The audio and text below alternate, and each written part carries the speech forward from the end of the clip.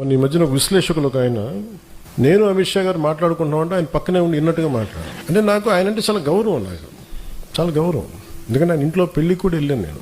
Hearsay అనేది విశ్లేషకులు మాట్లాడకూడదు. ఇప్పుడు పలానోళ్ళు చెప్పారు, నాకు అథారిటీ వాళ్ళు ఎవరు చెప్పలేరు.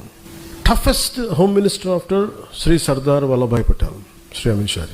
ఆయనకి నేను ఏదో చెప్పానంట, ఆయన నన్ను తిట్టారంట. ఇది వీరు విన్నారంట. నాకు ఏమనిపిస్తుంటే, రోడ్డు మీద వెళ్ళే వాళ్ళు ఎవరో మాట్లాడితే వేరు, ఒక క్రెడిబిలిటీ ఉన్న విశ్లేషకులు ఇలా మాట్లాడితే తప్పదు. అమిత్ షా గారి పేరు వినిపిస్తే మటుకు నాకు తప్పు అనిపించింది, అది నేను ఖండించాలనిపించింది. నేను వెళ్ళి ప్రధానమంత్రి గారితో అమిత్ షా గారితో మాట్లాడితే ఇవే కనిపిస్తాయి, ఇంకేం ఉండవు నాకు సమస్యలు. పవన్ కళ్యాణ్ అనే వ్యక్తిని మీ పెరుగుదల కోసం, మీ ఎదుగుదల కోసం పంచింగ్ బ్యాగ్ లాగా వాడుకుంది చాలు, ఇంకా ఆపేసేయండి. నా సహనం ఇంక ఇప్పుడు దాకా చూపించాను. ఒక పుష్కరం తర్వాత నేను నా సహనం భరించాను, అందరినీ భరించాను. ఇక భరించడాలలో కాన్సిక్వెన్సెస్ ఉంటాయి ఎవరికైనా సరే.